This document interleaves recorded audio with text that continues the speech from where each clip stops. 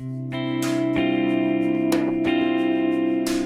York-based singer-songwriter Ari Hest has a lot to believe in. A self-taught musician with falsetto that could stop traffic and a fan base that would put other artists to shame, you could say that life is good for the Brooklyn-based musician. But as his song Dead End Driving explains, things haven't always looked so bright.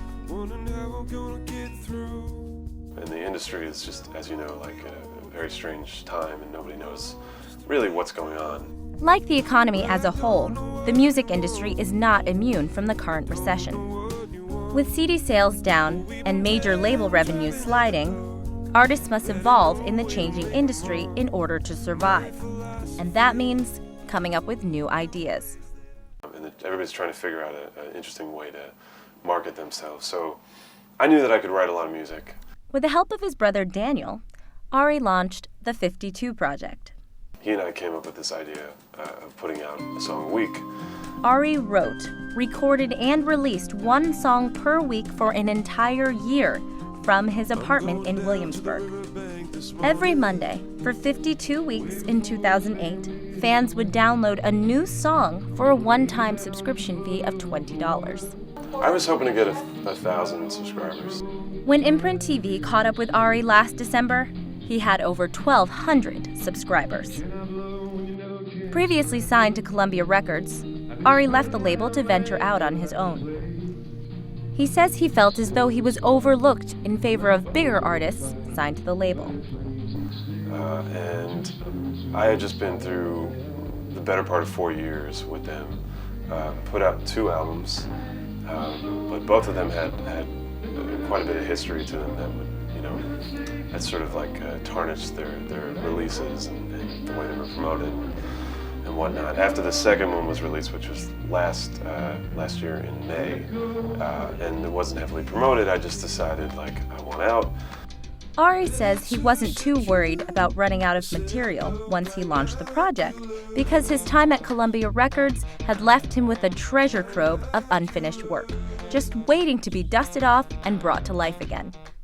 I had so many snippets of songs that were on my computer. I had just done little recordings that I let be after, getting a chorus and a verse. I would just let them go because I didn't think that, or nothing, I wasn't able to finish them at the time, so I just didn't bother doing that. And I just knew that if I could put together those snippets and really work them out and finish them off, I would have a lot of songs at the end of the year.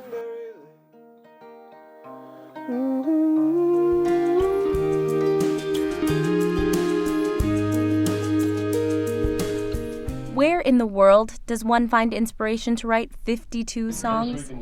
Ari says his Brooklyn neighborhood can be very inspiring. I got to week 3 and I did this song about this guy who runs a deli close to where I live and stares at all the beautiful women who don't go into his deli.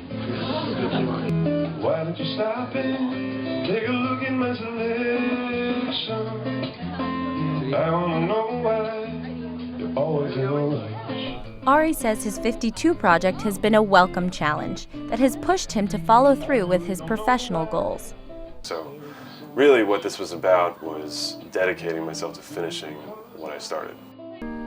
52 has also transformed his relationship with his fans and deepened his understanding of their musical tastes.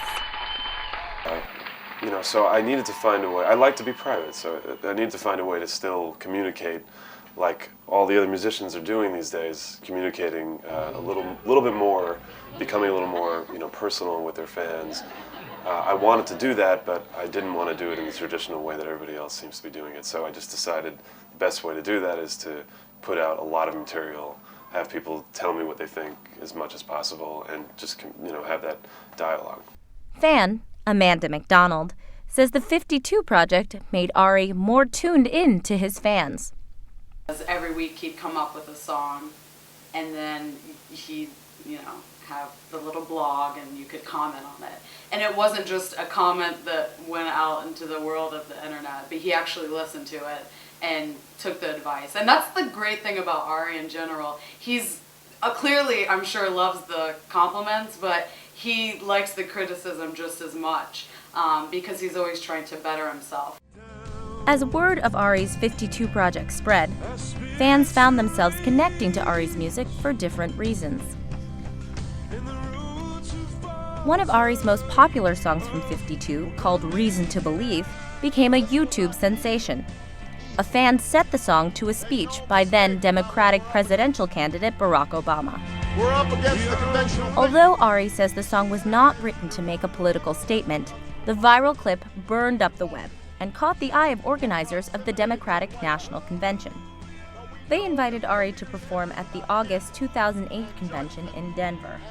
The shows were sort of like almost like an afterthought. It was like just being a part of that scene was where I wanted to be. And luckily, I also got to play my music, which obviously doesn't really have to do with Obama. And even that song wasn't written specifically for him, but you know, just to be around the people that I thought were my people, it was nice.